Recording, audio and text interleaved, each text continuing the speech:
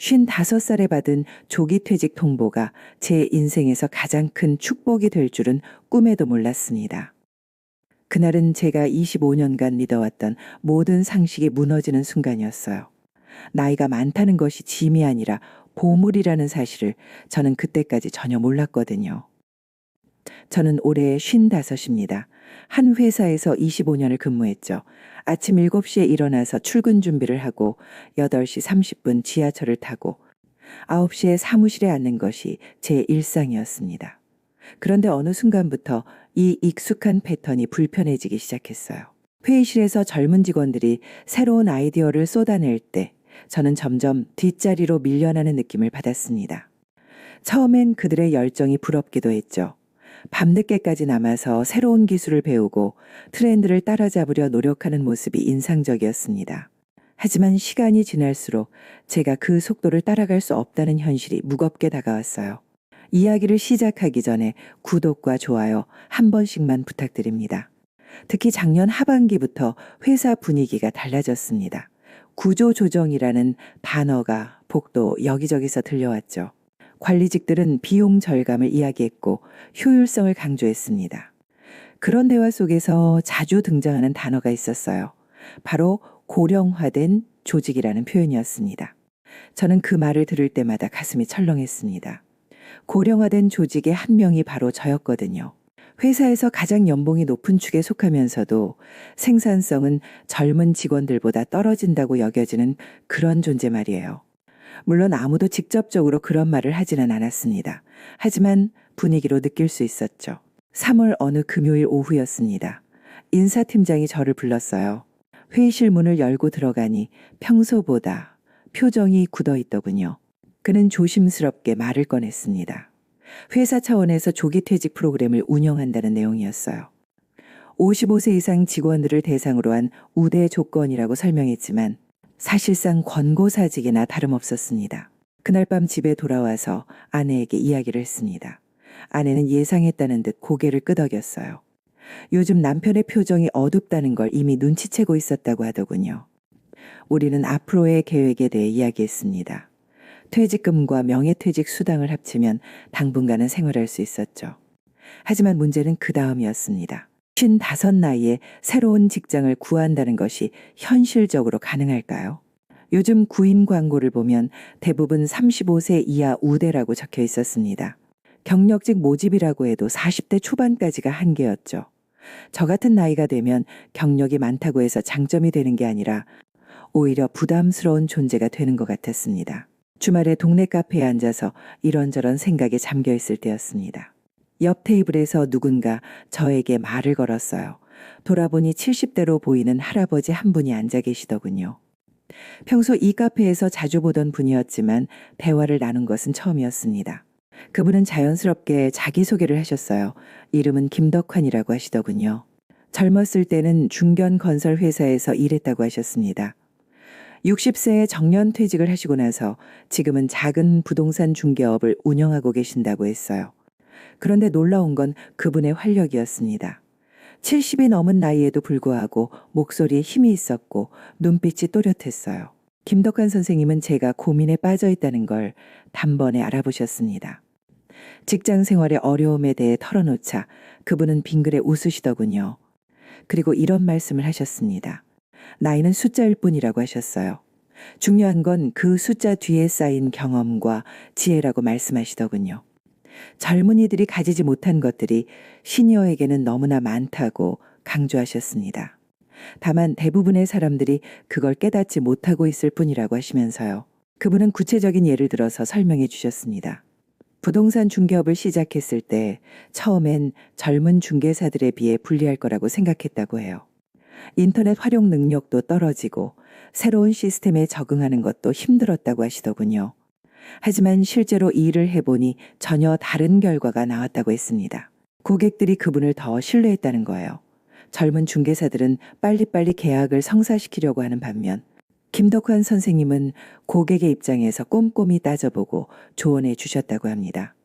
수십 년간 직장 생활을 하면서 쌓인 사회 경험이 고객들에게는 든든함으로 다가갔다는 거죠.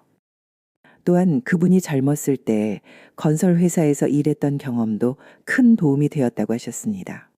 건물의 구조나 시공 상태를 보는 눈이 있어서 고객들에게 전문적인 조언을 해줄 수 있었다는 거예요. 이런 종합적인 판단 능력은 단순히 부동산 관련 지식만 외운 젊은 중개사들이 가질 수 없는 강점이었습니다. 김덕환 선생님의 말씀을 들으면서 저는 새로운 관점을 갖게 되었습니다. 지금까지 저는 나이를 핸디캡으로만 생각했어요. 젊은 직원들보다 배우는 속도가 느리고 체력도 떨어지고 새로운 변화에 적응하기 어렵다는 점만 부각시켜 생각했죠. 하지만 그분의 이야기를 듣고 나니 25년간 쌓아온 제 경험과 노하우가 결코 가벼운 것이 아니라는 생각이 들었습니다. 카페에서 나올 때 김덕환 선생님은 제게 명함을 한 장 주셨어요. 그리고 이렇게 말씀하셨습니다. 시니어가 젊은이보다 유리한 분야가 분명히 있다고, 그걸 찾아서 활용하면 새로운 기회가 보일 거라고 하시더군요. 언제든 궁금한 것이 있으면 연락하라고도 하셨습니다. 집에 돌아와서 그날 밤 잠자리에 누워 생각해 봤습니다. 정말로 나이가 주는 장점이 있을까요? 지금까지는 단점만 보였는데 다른 관점에서 바라보면 숨겨진 강점들이 있을 수도 있겠다는 생각이 들었어요. 월요일 아침 회사에 출근하는 길이 평소와 다르게 느껴졌습니다. 지하철에서 만나는 사람들을 유심히 관찰해 봤어요. 20대 젊은 직장인들은 스마트폰을 보며 빠르게 정보를 습득하고 있었습니다. 하지만 그들의 표정에는 어딘지 불안함이 묻어 있었어요. 반면 40대 이상의 중년 직장인들은 좀 더 여유로워 보였습니다. 사무실에 도착해서 제자리에 앉았을 때 문득 이런 생각이 들었어요. 지금까지 저는 젊은 직원들과 같은 방식으로 경쟁하려고 했었구나 하는 깨달음이었습니다. 그들처럼 빠르게 새로운 기술을 익히고 트렌드를 따라잡으려고 했었죠. 하지만 그게 정답이 아닐 수도 있겠다는 생각이 들었습니다. 제가 가진 25년의 경험을 다시 한번 되돌아봤어요. 그동안 수많은 프로젝트를 진행했고 다양한 위기 상황을 해결해 왔습니다. 어려운 고객들을 상대하며 쌓은 커뮤니케이션 스킬도 있었죠. 회사 내외부의 인맥도 상당히 넓었습니다. 이런 것들이 정말로 가치 없는 것일까요? 점심시간에 동기인 박 과장과 이야기를 나눴습니다. 그도 비슷한 고민을 하고 있었어요. 조기 퇴직 대상자 명단에 포함되어 있다는 소식을 들었다고 하더군요. 우리는 앞으로의 계획에 대해 진지하게 이야기했습니다. 박 과장은 치킨집을 차릴 생각이라고 했어요. 퇴직금으로 창업 자금을 마련해서 집 근처의 작은 매장을 운영하겠다는 계획이었습니다. 하지만 그의 목소리에는 확신이 부족해 보였어요. 과연 성공할 수 있을지에 대한 의문이 가득했죠. 저는 박 과장에게 김덕환 선생님께서 해주신 말씀을 전해줬습니다. 나이가 주는 장점에 대한 이야기였어요. 박 과장은 처음엔 반신반의했지만 점점 관심을 보이기 시작했습니다. 우리는 구체적으로 어떤 장점들이 있는지 한번 생각해 보자고 의견을 모았어요. 오후에 업무를 하면서도 계속 그 생각이 머릿속을 맴돌았습니다. 젊은 직원들이 해결하지 못하는 문제를 제가 쉽게 풀어낸 경험들이 떠올랐어요. 그때는 당연한 일이라고 생각했는데 다시 돌이켜보니 제 나름의 노하우가 있었던 것 같았습니다. 퇴근길에 다시 그 카페에 들렀습니다. 혹시 김덕환 선생님을 만날 수 있을까 하는 기대감이 있었어요. 다행히 그분이 평소 자리에 앉아 계시더군요. 저는 용기를 내어 다가가서 인사를 드렸습니다. 김덕환 선생님은 반갑게 맞아주셨어요. 지난번 이야기 이후로 어떤 생각을 하고 있는지 물어보시더군요. 저는 솔직하게 말씀드렸습니다. 시니어의 장점에 대해 더 자세히 알고 싶다고 했어요. 그분은 빙그레 웃으시며 이렇게 말씀하셨습니다. 시니어가 젊은이보다 확실히 유리한 분야가 6가지는 된다고 하시더군요. 첫째는 네트워킹과 인간관계, 둘째는 경험에서 우러나는 문제 해결 능력, 셋째는 감정 조절력, 넷째는 의사소통 스킬, 다섯째는 집중력과 끈기, 여섯째는 시간 관리와 우선순위 설정 능력이라고 말씀해 주셨어요. 각각에 대해 간단히 설명해 주시면서 이런 능력들은 하루아침에 생기는 게 아니라고 강조하셨습니다. 수십 년간의 경험과 시행착오를 통해서만 얻을 수 있는 것들이라고 하시더군요. 젊은이들이 아무리 똑똑하고 빨라도 이런 깊이 있는 능력은 시간이 지나야 생긴다는 거였어요. 그날 밤 집에 돌아와서 김덕환 선생님의 말씀을 곰곰이 생각해 봤습니다. 정말로 제게도 그런 능력들이 있을까요? 25년간의 직장 생활을 되돌아보면서 하나씩 점검해 보기로 했어요. 우선 네트워킹 부분을 생각해 봤습니다. 저는 지금까지 정말 많은 사람들과 일해왔어요. 회사 내부는 물론이고 협력업체나 고객사의 담당자들과도 오랜 관계를 유지하고 있었습니다. 이런 인맥들이 정말로 자산이 될 수 있을까요? 문제 해결 능력은 어떨까요? 확실히 젊은 직원들이 당황하는 상황에서 저는 침착하게 대응할 수 있었던 경험이 많았습니다. 비슷한 문제를 이전에 겪어본 적이 있었기 때문이죠. 이런 것도 나이가 주는 장점이라고 할 수 있을 것 같았어요. 감정 조절력과 의사소통 스킬에 대해서도 생각해 봤습니다. 젊었을 때는 감정적으로 대응하거나 성급하게 판단했던 일들이 많았어요. 하지만 나이가 들면서 점점 침착해졌고 상대방의 입장을 이해하려고 노력하게 되었습니다. 이런 변화가 업무에도 도움이 되었던 것 같아요. 집중력과 끈기, 그리고 시간 관리 능력도 마찬가지였습니다. 젊은 직원들은 여러 가지 일을 동시에 하려다가 중요한 것을 놓치는 경우가 있었어요. 하지만 저는 우선순위를 정하고 차근차근 진행하는 방식을 선호했습니다. 이런 접근법이 때로는 더 효율적이었죠. 이렇게 생각해 보니 정말로 나이가 주는 장점들이 있다는 걸 인정하게 되었습니다. 지금까지는 이런 것들을 당연하게 여겼는데 사실은 큰 강점이었던 거예요. 다음날 아침 저는 새로운 마음가짐으로 출근했습니다. 조기 퇴직이라는 위기를 기회로 바꿔볼 수 있을 것 같은 희망이 생겼어요. 물론 아직은 막연한 생각이었지만 적어도 절망적이지는 않았습니다.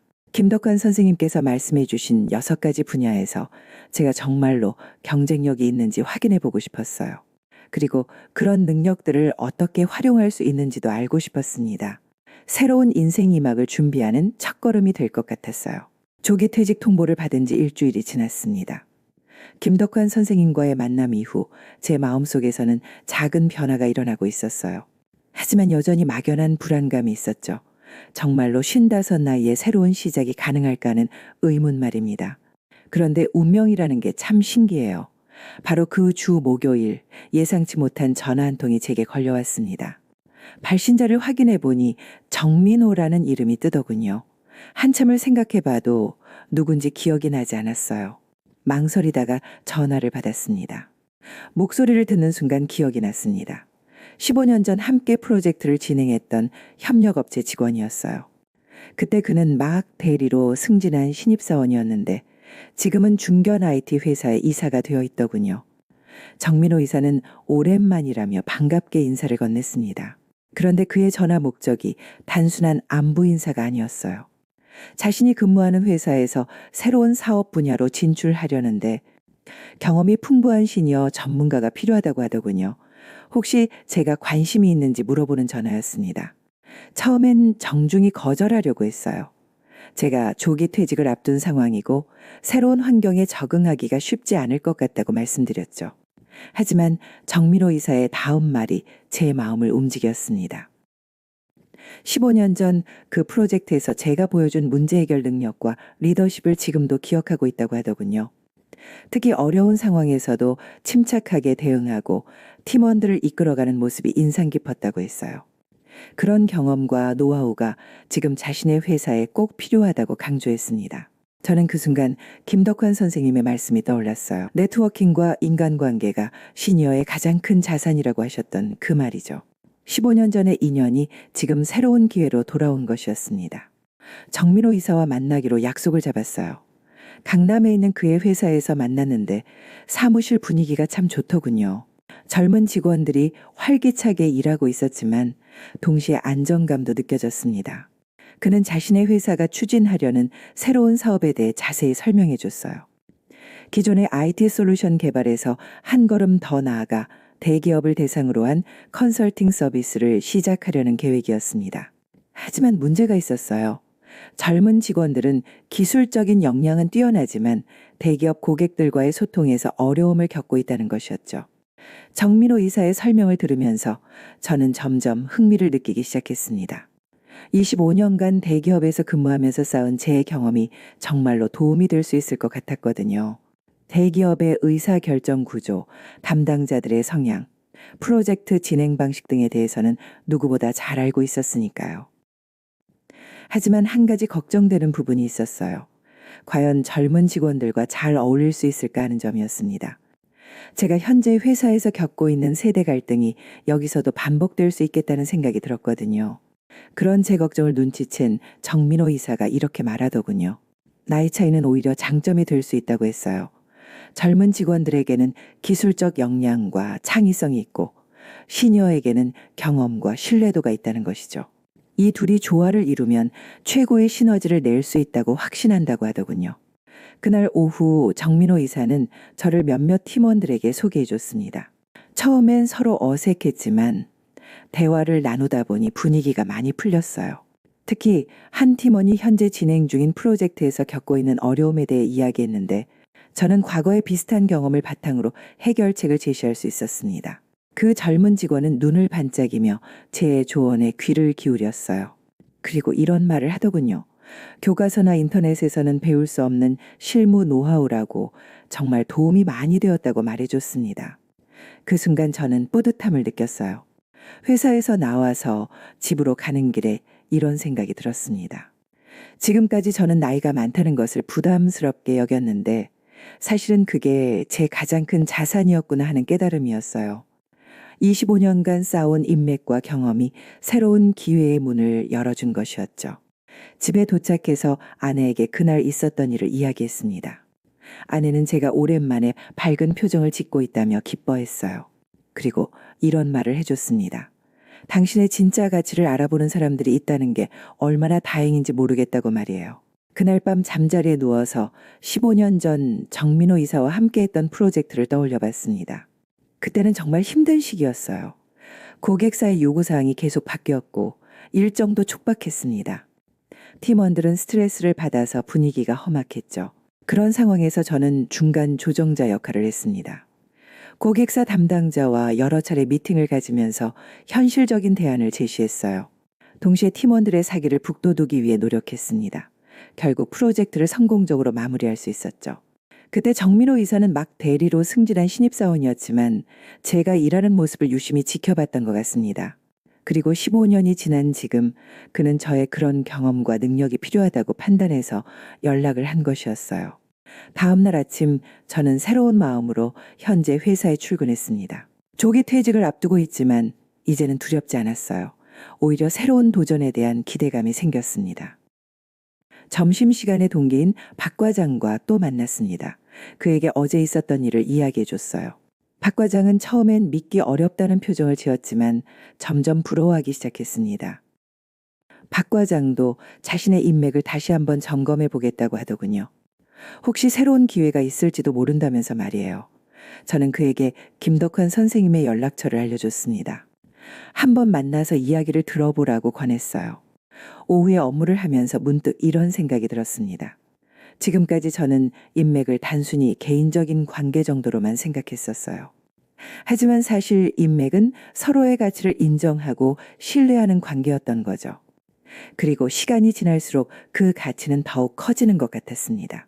젊은 직원들은 소셜미디어를 통해 수많은 사람들과 연결되어 있어요.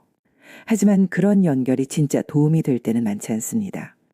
반면 시니어들이 가진 인맥은 깊이가 다르죠. 함께 일하고 어려움을 극복하고 성과를 만들어낸 진짜 관계들이었습니다. 퇴근길에 정민호 이사에게 문자를 보냈어요. 제안해 주신 일에 대해 진지하게 고려해 보겠다고 했습니다. 그리고 몇 가지 조건들에 대해서도 논의해 보고 싶다고 전했죠. 그의 답장은 금세 왔습니다. 언제든 편한 시간에 만나서 자세히 이야기하자고 하더군요. 그리고 이런 말도 덧붙였어요. 함께 일할 수 있게 되기를 진심으로 바란다고 말이죠. 집에 도착해서 아내와 함께 저녁을 먹으면서 앞으로의 계획에 대해 이야기했습니다. 아내는 제가 새로운 일에 도전하는 것을 적극 지지한다고 했어요. 다만 너무 성급하게 결정하지 말고 충분히 고민해서 신중하게 선택하라고 조언해 줬습니다. 저녁 식사를 마치고 산책을 나갔습니다. 동네 한 바퀴를 돌면서 생각을 정리해 봤어요. 정민호 이사의 제안은 분명 좋은 기회였습니다. 하지만 단순히 좋은 기회라서 받아들이는 것이 아니라 제 능력과 경험이 정말로 필요한 곳에서 일하고 싶었어요. 그리고 또 다른 깨달음이 있었습니다. 지금까지 저는 수동적으로 기회를 기다리기만 했었는데 사실은 제가 먼저 움직일 수도 있다는 것이었죠. 25년간 쌓아온 인맥들에게 제가 새로운 시작을 준비하고 있다는 소식을 전해보면 어떨까 하는 생각이 들었습니다. 다음날 오전 저는 용기를 내어 몇 명의 옛 동료들에게 연락을 해봤습니다. 모두 반가워했고 제 상황에 대해 진심으로 위로해 주었어요. 그런데 놀라운 것은 그들 중 몇 명이 저와 비슷한 상황에 처해 있다는 것이었습니다. 특히 전 부서 선배였던 김 부장은 작년에 명예퇴직을 했다고 하더군요. 그런데 지금은 중소기업 컨설팅 일을 하고 있다고 했어요. 의외로 만족도가 높다고 하면서 기회가 되면 한번 만나자고 제안했습니다. 또 다른 동료인 이 과장은 아직 회사에 다니고 있지만 새로운 사업 기회를 모색 중이라고 했어요. 혹시 함께 할 수 있는 일이 있으면 좋겠다고 하더군요. 이런 반응들을 보면서 저는 확신을 갖게 되었습니다. 인맥이라는 것이 단순히 아는 사람들의 명단이 아니라 서로를 신뢰하고 도움을 주고받는 소중한 자산이라는 것을 말이에요. 점심시간에 김덕환 선생님께 안부 인사를 드리기 위해 전화를 걸었습니다. 최근에 있었던 일들을 간단히 말씀드리니 크게 기뻐하시더군요. 그리고 이런 말씀을 해주셨어요. 인맥의 진짜 힘은 위기의 순간에 나타난다고 하시더군요. 그리고 나이가 들수록 그런 진짜 관계들이 많아진다고 강조하셨습니다. 김덕환 선생님은 또 이런 조언도 해주셨어요. 인맥을 활용한다는 것이 일방적으로 도움을 받는 것이 아니라 서로 도움을 주고받는 것이라고 말씀하시더군요. 제가 가진 경험과 능력으로 다른 사람들에게도 도움을 줄 수 있어야 한다는 것이었죠. 오후에 정민호 이사와 두 번째 미팅을 가졌습니다. 이번에는 구체적인 조건들에 대해 이야기했어요. 급여나 근무 조건도 중요했지만 저는 다른 부분에 더 관심이 있었습니다. 제가 정말로 의미 있는 기여를 할 수 있는 역할인지, 그리고 젊은 직원들과 좋은 협력 관계를 만들 수 있을지가 더 중요했어요. 정민호 이사는 그런 제 걱정을 이해한다며 충분한 시간을 두고 서로를 이해해 나가면 된다고 했습니다. 그리고 한 가지 더 제안을 해 주었어요. 일단 프로젝트 단위로 협력을 시작해 보자는 것이었습니다. 서로에게 맞는지 확인한 후에 정식으로 합류를 결정해도 늦지 않다고 하더군요. 이런 배려가 정말 고마웠습니다. 회사에서 나오면서 저는 뿌듯함을 느꼈어요. 25년 전 함께 일했던 한 사람과의 인연이 지금 새로운 기회로 발전한 것이 신기했습니다. 그리고 이런 일이 우연이 아니라는 생각도 들었어요. 집에 가는 길에 문득 다른 인맥들도 생각해 봤습니다.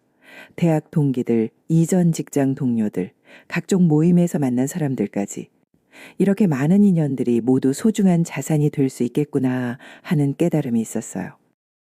그날 저녁 아내에게 오늘 있었던 일을 자세히 이야기해 줬습니다. 아내는 제가 점점 밝아지고 있다며 기뻐했어요. 그리고 이런 말을 해줬습니다. 나이가 들수록 진짜 소중한 것들이 무엇인지 알게 된다고. 인간관계가 바로 그런 것 중 하나라고 말이에요. 잠자리에 들기 전 저는 휴대폰 주소록을 하나씩 훑어봤습니다. 정말 많은 사람들의 연락처가 저장되어 있었어요. 이 중에서 얼마나 많은 기회와 가능성이 숨어 있을까 하는 생각이 들었습니다. 그리고 김덕환 선생님의 말씀이 다시 떠올랐어요. 시니어의 첫 번째 장점이 바로 네트워킹과 인간관계의 힘이라고 하셨던 그 말씀이죠. 이제 저는 그 말씀의 진짜 의미를 이해할 수 있을 것 같았습니다. 젊은이들이 아무리 뛰어나고 열정적이어도 하루아침에 만들 수 없는 것이 바로 신뢰관계였어요. 그리고 그런 신뢰관계들이 모여서 진짜 인맥이 되는 것이었죠. 25년이라는 시간 동안 쌓아온 이런 자산들을 이제는 제대로 활용해 볼 때가 된 것 같았습니다. 정민호 이사와의 프로젝트 협력이 시작된 지 2주가 지났습니다. 처음에는 단순히 자문 역할만 할 생각이었는데 상황이 예상보다 복잡하게 돌아가고 있었어요. 그들이 진행하려던 대기업 컨설팅 프로젝트에서 심각한 문제가 발생한 것이었습니다. 문제의 발단은 이랬습니다. 정민호 이사의 회사가 수주한 프로젝트는 국내 대형 제조업체의 IT 시스템 통합이었어요. 기술적으로는 충분히 가능한 일이었지만 고객사 내부의 복잡한 이해관계 때문에 진행이 계속 막히고 있었습니다. 젊은 프로젝트 매니저인 김 대리가 제게 상황을 설명해 줬어요. 고객사에는 3개의 서로 다른 부서가 관련되어 있는데 각 부서마다 요구사항이 달랐다는 것이었습니다. IT 부서는 최신 기술 도입을 원했고 재무부서는 비용 절감을 강조했으며 운영부서는 기존 시스템 유지를 고집하고 있었죠. 김 대리는 지난 3주 동안 각 부서를 돌아다니며 설득을 시도했지만 성과가 없었다고 했어요. 오히려 부서 간 갈등만 더 심화되고 있는 상황이었습니다. 프로젝트 일정은 이미 2주나 지연되었고 고객사에서는 계약 해지를 검토하고 있다는 소식까지 들려왔습니다. 젊은 팀원들의 표정은 어둡기만 했어요. 밤낮 없이 기술적 해결책을 찾으려고 노력했지만 정작 문제는 기술이 아니라 사람이었던 것이죠. 그들은 뛰어난 개발 실력을 가지고 있었지만 이런 복잡한 조직 내 갈등을 다뤄본 경험은 부족했습니다. 정민호 이사가 저에게 도움을 요청했어요. 혹시 좋은 해결책이 있는지 조언해달라는 것이었습니다. 저는 그들이 설명해준 상황을 들으면서 과거의 비슷한 경험이 떠올랐어요. 15년 전 제가 담당했던 프로젝트에서도 똑같은 문제가 있었거든요. 그때를 생각해 보니 해결의 열쇠는 기술이 아니라 소통에 있었습니다. 각 부서가 정말로 원하는 것이 무엇인지 파악하고 모든 이해관계자가 윈윈할 수 있는 방안을 찾아야 했어요. 하지만 이런 경험은 책에서 배울 수 있는 것이 아니었습니다. 직접 겪어봐야만 알 수 있는 노하우였죠. 저는 팀원들에게 제안했습니다. 기술적 접근 대신 관계적 접근을 시도해보자고 했어요. 먼저 각 부서의 실제 업무를 이해하고 그들의 진짜 고민이 무엇인지 파악하는 것부터 시작하자고 제안했습니다. 김 대리는 처음에 의아해했어요. 이미 각 부서의 요구사항은 충분히 파악했다고 생각하고 있었거든요. 하지만 저는 그에게 이렇게 설명했습니다. 사람들이 겉으로 하는 말과 속으로 생각하는 것은 다를 수 있다고. 특히 조직에서는 더욱 그렇다고 말이에요. 다음 날 저는 김 대리와 함께 고객사를 방문했습니다. 하지만 이번에는 공식적인 회의실이 아니라 각 부서의 실제 업무 현장을 둘러보는 것부터 시작했어요. IT 부서의 서버실, 재무부서의 사무실, 운영부서의 생산 라인까지 모두 다녀왔습니다. IT 부서에서 만난 박 차장은 처음엔 경계하는 기색이 역력했어요. 또 다른 외부 업체 사람이 와서 자신들을 설득하려 한다고 생각하는 것 같았습니다. 하지만 저는 설득하려 하지 않았어요. 대신 그의 일상적인 업무에 대해 물어보기 시작했습니다. 박 차장은 점점 마음을 열고 자신의 고민을 털어놨어요. 최신 시스템 도입이 필요하다고 주장하는 이유가 단순히 기술적 욕심 때문이 아니었습니다. 현재 시스템이 너무 불안정해서 밤낮으로 장애 대응에 시달리고 있다는 것이었죠. 그는 팀원들의 야근이 너무 잦아서 이직률이 높아지는 것을 걱정하고 있었어요. 재무부서의 김 부장을 만났을 때도 비슷했습니다. 그는 비용 절감만 고집하는 사람으로 여겨지고 있었지만 실제로는 회사 전체의 재정 안정성을 책임지는 입장에서 신중할 수밖에 없었던 것이죠. 특히 최근 경기 침체로 인해 투자 결정에 더욱 조심스러워하고 있었습니다. 운영부서의 이 과장은 가장 완고해 보였지만 사실은 가장 현실적인 고민을 하고 있었어요. 시스템 변경으로 인한 생산 중단을 걱정하고 있었습니다. 그의 부서는 24시간 연속 생산 체제로 운영되고 있어서 단 하루라도 시스템이 멈추면 엄청난 손실이 발생할 수 있었거든요. 이렇게 각 부서를 돌아다니면서 저는 문제의 본질을 파악할 수 있었습니다. 세 부서 모두 회사를 위해서 최선을 다하려고 했지만 서로의 입장을 이해하지 못하고 있었던 것이죠. 그리고 지금까지의 소통 방식이 각자의 요구사항만 전달하는 일방향적인 것이었다는 점도 문제였습니다. 김 대리는 이런 과정을 지켜보면서 놀라워했어요. 같은 사람들인데 왜 저와 이야기할 때는 이렇게 솔직하게 말하는지 신기했습니다. 저는 그에게 이렇게 설명했어요. 나이가 주는 신뢰감과 경험에서 우러나는 안정감이 있다고 말이죠. 젊은 사람들과 대화할 때는 상대방이 무의식적으로 경쟁의식을 갖게 됩니다. 하지만 시니어와는 그런 부담 없이 편하게 이야기할 수 있어요. 또한 오랜 경험으로 축적된 문제 해결 사례들이 있기 때문에 상대방도 진짜 도움을 받을 수 있다는 기대감을 갖게 됩니다. 이제 각 부서의 진짜 니즈를 파악했으니 해결책을 찾아야 했습니다. 저는 25년 전 비슷한 상황에서 사용했던 방법을 응용해 보기로 했어요. 바로 단계별 접근법이었습니다. 먼저 가장 시급한 문제부터 해결하자고 제안했습니다. IT 부서의 시스템 안정성 문제가 가장 급했으니 이 부분을 1단계로 처리하는 것이었죠. 기존 시스템을 완전히 바꾸는 것이 아니라 안정성을 높이는 개선 작업부터 시작하는 방안이었습니다. 2단계에서는 운영부서의 우려를 해결하기 위해 시스템 교체를 순차적으로 진행하는 계획을 세웠어요. 전체를 한꺼번에 바꾸는 것이 아니라 비중요 시스템부터 단계적으로 교체해서 운영 중단 없이 진행할 수 있도록 했습니다. 3단계에서는 재무부서의 비용 우려를 해결하기 위해 투자비 분산 방안을 제시했어요. 전체 비용을 3년에 걸쳐 나누어 집행하고 각 단계별로 투자 효과를 측정해서 다음 단계 진행 여부를 결정하는 방식이었습니다. 이런 해결책을 제시하자 세 부서의 반응이 완전히 달라졌어요. 각자의 핵심 우려사항이 반영된 현실적인 대안이었기 때문입니다. IT부서는 시급한 안정성 문제가 해결될 수 있어서 좋아했고, 운영부서는 생산 중단 위험이 최소화되어서 안심했으며, 재무부서는 투자 위험이 분산되어서 만족했습니다. 김 대리는 제게 어떻게 이런 해결책을 생각해낼 수 있었는지 물어봤어요. 저는 솔직하게 대답했습니다. 과거의 비슷한 상황을 여러 번 경험해봤기 때문이라고 말이에요. 처음에는 저도 기술적인 완벽함만 추구했지만 실패를 거듭하면서 사람들의 진짜 니즈를 파악하는 것이 더 중요하다는 걸 깨달았다고 했습니다. 특히 20년 전 한 프로젝트에서는 기술적으로는 완벽한 솔루션을 제시했지만 사용자들의 반발로 인해 결국 실패한 경험이 있었다고 털어놨어요. 그때의 실패가 오히려 큰 교훈이 되었다고 했습니다. 젊은 팀원들은 제 이야기를 들으면서 고개를 끄덕였어요. 그들도 지금까지 기술적 완성도에만 집중하다가 정작 중요한 부분을 놓쳤다는 것을 인정했습니다. 그리고 이런 경험과 노하우는 책이나 온라인 강의에서는 배울 수 없는 것이라고 말해줬어요. 다음 주에 고객사와의 최종 협의가 있었습니다. 이번에는 세 부서 담당자들이 모두 참석한 가운데 통합 해결책을 발표하는 자리였어요. 저는 김 대리와 함께 프레젠테이션을 준비했습니다. 발표 당일 저는 기술적인 설명보다는 각 부서의 고민에 대한 이해부터 시작했어요. IT 부서에서는 시스템 안정성으로 고생하고 계시고, 재무부서에서는 투자 위험을 걱정하고 계시며, 운영부서에서는 생산 중단을 우려하고 계십니다. 라고 말하면서 시작했죠. 그러자 회의실 분위기가 확연히 달라졌어요. 지금까지 자신들의 입장이 제대로 이해받지 못한다고 생각했던 각 부서 담당자들이 귀를 기울이기 시작한 것입니다. 저는 단계별 해결책을 차근차근 설명했어요.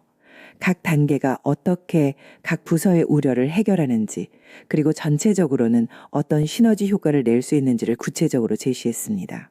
특히 과거의 유사한 프로젝트, 사례들을 들어서 설명했을 때 참석자들의 표정이 점점 밝아지는 것을 느낄 수 있었어요. IT 부서의 박 차장이 먼저 입을 열었습니다. 지금까지 여러 업체와 미팅을 했지만 우리의 실제 어려움을 이렇게 정확히 이해해 주신 분은 처음입니다라고 말하더군요. 재무부서의 김 부장도 투자 위험을 단계적으로 관리할 수 있는 방안이 현실적으로 도움이 될 것 같습니다. 라고 긍정적인 반응을 보였어요. 운영부서의 이 과장은 가장 신중했지만 결국 생산 중단 없이 시스템을 개선할 수 있다면 적극 협력하겠습니다. 라고 말해줬습니다. 그 순간 회의실에 있던 모든 사람들의 표정이 환해졌어요. 프로젝트는 결국 성공적으로 계약이 체결되었습니다. 그런데 더 중요한 것은 젊은 팀원들이 얻은 교훈이었어요. 김 대리는 저에게 이렇게 말했습니다. 기술만으로는 해결할 수 없는 문제가 있다는 걸 이번에 확실히 깨달았습니다. 그리고 경험의 힘이 얼마나 큰지도 알게 되었어요. 다른 팀원들도 비슷한 반응이었습니다. 지금까지는 최신 기술과 빠른 실행력만 있으면 모든 문제를 해결할 수 있다고 생각했는데 실제로는 사람들의 마음을 이해하고 복잡한 이해관계를 조정하는 능력이 더 중요할 수 있다는 것을 배웠다고 했어요. 정민호 이사는 저에게 깊은 감사를 표했습니다. 만약 선배님이 도와주지 않으셨다면 이 프로젝트는 실패했을 것입니다. 젊은 직원들이 아무리 뛰어나도 이런 경험과 통찰력은 하루아침에 생기지 않는다는 걸 다시 한번 확인했어요. 라고 말해주었죠. 그날 저녁 집에 돌아와서 아내에게 그날 있었던 일을 자세히 이야기했습니다. 아내는 제가 정말 기뻐하는 모습을 보며 함께 기뻐해 주었어요. 그리고 이런 말을 해줬습니다. 당신이 25년 동안 겪은 모든 시행착오와 경험이 드디어 빛을 발하는 순간이네요. 잠자리에 들기 전 저는 오늘 하루를 되돌아봤습니다. 젊은 팀원들이 해결하지 못한 문제를 제가 풀어낸 것이 단순히 운이나 우연이 아니었다는 생각이 들었어요. 25년간 수많은 프로젝트를 진행하면서 실패도 하고 성공도 하면서 쌓인 노하우가 있었기 때문이었습니다. 특히 과거의 실패 경험들이 오늘의 성공에 큰 도움이 되었다는 점이 인상 깊었어요. 젊었을 때 저도 기술적 완벽함만 추구하다가 실패했던 경험이 있었는데 그런 실패가 있었기 때문에 오늘은 다른 접근을 할 수 있었던 것이죠. 김덕환 선생님께서 말씀하신 두 번째 장점이 바로 이것이었구나 하는 생각이 들었습니다. 경험에서 우러나는 문제 해결 능력 말이에요.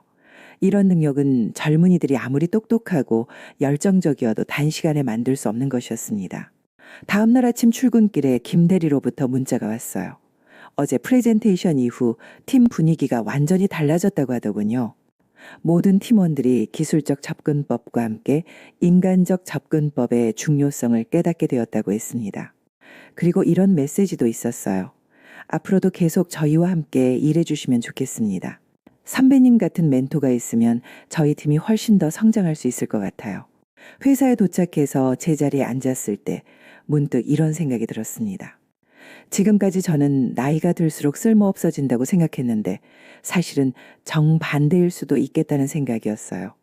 나이가 들수록 더 깊이 있는 문제 해결 능력을 갖게 되고 그런 능력이 꼭 필요한 상황들이 있다는 것을 깨달았습니다.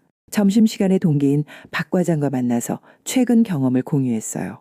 박 과장도 비슷한 깨달음을 얻고 있다고 하더군요. 김덕환 선생님을 만나고 나서 자신의 경험을 다시 평가해 보니 생각보다 많은 가치 있는 노하우를 가지고 있다는 것을 발견했다고 했습니다. 오후에는 현재 회사에서 진행 중인 프로젝트에도 새로운 시각으로 참여해 봤어요. 젊은 후배들이 어려워하는 부분에서 제 경험을 바탕으로 조언을 해줬는데 예상보다 좋은 반응을 얻을 수 있었습니다. 퇴근길에 정민호 이사로부터 전화가 왔어요. 고객사에서 매우 만족해하고 있다며 다음 프로젝트에도 함께 참여해달라는 요청이 왔다고 하더군요. 그리고 이런 말도 덧붙였습니다. 선배님의 경험과 젊은 직원들의 기술력이 만나면 정말 시너지가 대단한 것 같습니다. 집에 도착해서 김덕환 선생님께 오늘 있었던 일을 간단히 문자로 보고드렸어요. 곧 답장이 왔습니다. 경험의 진짜 가치를 깨달으셨군요. 앞으로는 더 많은 기회들이 보일 겁니다. 그날 저녁, 아내와 함께 저녁 식사를 하면서 앞으로의 계획에 대해 이야기했습니다. 조기 퇴직이 더 이상 두렵지 않았어요. 오히려 새로운 가능성들이 보이기 시작했습니다. 25년간 쌓아온 경험이 정말로 소중한 자산이라는 것을 확신하게 되었거든요. 정민호 이사의 회사에서 두 번째 프로젝트가 시작된 지 일주일 만에 위기가 찾아왔습니다. 이번에는 기술적인 문제도 고객사의 복잡한 이해관계도 아니었어요. 바로 팀 내부의 갈등이었습니다. 그리고 이 갈등이 제게 또 다른 깨달음을 안겨주었죠. 문제의 시작은 사소했습니다. 새로 합류한 신입 개발자 최주니어와 3년차 김대리 사이의 의견 충돌이었어요. 최주니어는 최신 개발 프레임워크를 사용하자고 주장했고 김대리는 검증된 기존 방식을 고집했습니다. 기술적 관점에서 보면 둘 다 일리가 있는 주장이었어요. 하지만 일주일이 지나면서 이 갈등은 단순한 기술 논쟁을 넘어섰습니다. 최주니어는 김대리를 구시대적 사고를 가진 선배라고 여기기 시작했고 김대리는 최주니어를 경험 없는 주제에 건방진 신입이라고 생각하게 되었어요. 둘 사이의 감정적 대립이 심해지면서 팀 전체 분위기가 얼어붙었습니다. 정민호 이사는 고민이 깊어졌어요. 두 사람 모두 실력이 뛰어난 개발자였는데 이런 갈등 때문에 팀워크가 무너지고 있었거든요. 다른 팀원들도 어느 편을 들어야 할지 몰라서 눈치만 보고 있는 상황이었습니다. 화요일 오후 정민호 이사가 저에게 긴급 연락을 했어요. 회의 중에 두 사람이 격하게 다퉜다는 것이었습니다. 최주니어가 이런 식으로 일하면 우리 회사는 절대 성장할 수 없다고 소리쳤고 김 대리는 경험도 없는 게 뭘 한다고 그런 말을 하느냐며 맞받아쳤다고 하더군요. 그 순간 저는 20년 전 제가 겪었던 비슷한 상황이 떠올랐습니다. 그때도 저는 김 대리와 똑같은 입장이었어요. 신입사원이 새로운 방식을 제안했을 때 저는 경험 없는 소리라고 일축했었죠. 하지만 나중에 그 신입사원의 아이디어가 옳았다는 것을 깨달았을 때의 부끄러움을 지금도 기억하고 있었습니다. 저는 정민호 이사에게 제가 중재해 보겠다고 제안했어요. 하지만 공식적인 면담이 아니라 자연스럽게 각자의 이야기를 들어보고 싶다고 했습니다. 나이가 주는 장점을 활용해 보자는 생각이었어요. 다음 날 점심시간에 먼저 김 대리와 함께 식사를 했습니다. 처음에는 업무 이야기부터 시작했어요. 그의 개발 경력과 회사에서의 역할에 대해 물어봤습니다. 김 대리는 점점 마음을 열고 자신의 고민을 털어놨어요. 김 대리의 진짜 속마음은 이랬습니다. 새로운 기술을 시도하고 싶지만 실패했을 때의 책임이 두렵다는 것이었어요. 3년 차라는 애매한 위치에서 후배들을 이끌어야 하는 부담감도 있었습니다. 특히 최 주니어처럼 뛰어난 신입이 들어오면서 자신의 위치가 위태로워질 수도 있다는 불안감을 갖고 있었죠. 저는 김 대리의 이야기를 끝까지 들어줬습니다. 중간에 조언하거나 판단하지 않고 그냥 들어주기만 했어요. 그러자 김 대리는 점점 솔직해졌습니다. 사실 최 주니어가 제안한 프레임워크도 관심이 있었는데 혹시 모르는 게 드러날까봐 반대한 것 같다고 고백하더군요. 다음 날에는 최 주니어와 커피를 마시며 대화했습니다. 그는 처음부터 흥분해 있었어요. 김 대리에 대한 불만을 쏟아내기 시작했습니다. 왜 저런 구시대적인 사고에서 벗어나지 못하는지 모르겠다며 답답해했어요. 하지만 저는 최 주니어를 비판하지 않았습니다. 대신 그의 좌절감을 이해한다고 말해줬어요. 젊었을 때는 새로운 것에 대한 열정이 넘치는 게 당연하다고, 그런 열정이 소중하다고 인정해줬습니다. 그러자 최 주니어도 점점 마음을 열기 시작했어요. 사실 김 대리를 존경하고 있었다고 고백했습니다. 실무 경험도 많고 문제 해결 능력도 뛰어나다고 인정하고 있었어요. 다만 자신의 아이디어를 무조건 거부당하니까 서운했을 뿐이라고 하더군요. 두 사람의 이야기를 듣고 나니 문제의 핵심이 보였습니다. 사실 그들은 서로를 싫어하는 게 아니었어요. 다만 서로의 입장을 이해하지 못하고 있었을 뿐이었습니다. 김 대리는 신중함이라는 이름으로 변화를 두려워하고 있었고, 최 주니어는 혁신이라는 이름으로 경험을 무시하고 있었던 것이죠. 저는 두 사람을 따로 만나서 상대방의 진짜 마음을 전해줬어요. 김 대리에게는 최 주니어가 그를 존경하고 있다는 사실을, 최 주니어에게는 김 대리가 실제로는 새로운 기술에 관심이 있다는 사실을 알려줬습니다. 그리고 각자에게 이런 제안을 했어요. 김 대리에게는 최 주니어의 아이디어를 함께 검토해보자고, 최 주니어에게는 김 대리의 경험을 바탕으로 위험 요소들을 먼저 파악해보자고 제안했습니다. 금요일에 3명이 함께 모였습니다. 처음에는 서로 어색해했지만 제가 중재하면서 대화가 시작되었어요. 저는 먼저 두 사람의 공통점을 강조했습니다. 둘 다 프로젝트의 성공을 위해 최선을 다하려고 한다는 점, 그리고 서로를 존중하고 있다는 점을 말해줬어요. 그리고 이렇게 제안했습니다. 새로운 프레임워크를 작은 부분에 시범적으로 적용해 보는 건 어떨까요? 위험을 최소화하면서도 새로운 시도를 해볼 수 있을 것 같은데요. 김 대리가 먼저 입을 열었습니다. 사실 저도 새로운 기술에 관심이 있었어요. 다만 실패했을 때의 걱정이 컸던 것 같습니다. 최 주니어도 저도 너무 성급했던 것 같아요. 김 대리님의 경험을 더 존중했어야 했는데 라고 말했습니다. 그 순간 두 사람 사이에 얼음이 녹기 시작했어요. 김 대리는 최 주니어에게 새로운 프레임워크에 대해 자세히 설명해 달라고 요청했고, 최 주니어는 김 대리에게 과거 프로젝트에서의 경험담을 들려달라고 했습니다. 저는 그 모습을 보면서 뿌듯함을 느꼈어요. 하지만 더 중요한 것은 제 자신에 대한 깨달음이었습니다. 젊었을 때의 저라면 어떻게 했을까요? 아마 한쪽 편을 들거나 아니면 둘 다 틀렸다고 단정지었을 것 같았어요. 하지만 지금의 저는 달랐습니다. 감정적으로 반응하지 않고 객관적으로 상황을 파악했어요. 그리고 양쪽의 입장을 모두 이해하려고 노력했습니다. 이런 태도가 바로 나이가 주는 감정 조절력의 장점이었던 거죠. 다음 주 월요일 정민호 이사가 저에게 감사 인사를 전했어요. 김 대리와 최 주니어가 완전히 다른 사람들처럼 협력하고 있다는 것이었습니다. 새로운 프레임워크를 부분적으로 도입하는 계획도 세웠고 서로의 강점을 인정하면서 시너지를 내고 있다고 하더군요. 어떻게 그렇게 자연스럽게 갈등을 해결하셨나요? 라고 정민호 이사가 물어봤어요. 저는 이렇게 답했습니다.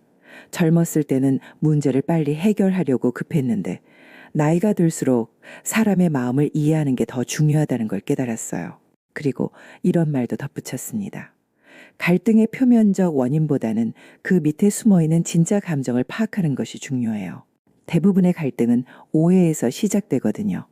정민호 의사는 고개를 끄덕이며 그런 통찰력은 경험이 없으면 생기기 어려울 것 같다고 말했습니다. 그 말을 들으면서 저는 또 다른 깨달음을 얻었어요.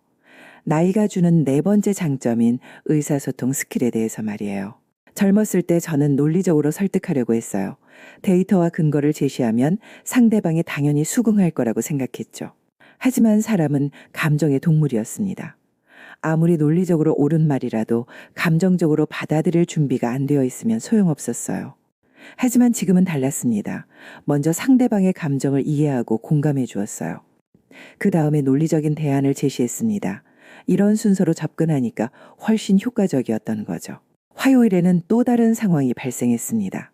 고객사에서 프로젝트 범위를 갑자기 확대하고 싶다고 연락이 온 것이었어요. 하지만 추가 비용은 지불할 수 없다고 했습니다. 젊은 팀원들은 즉시 반발했어요.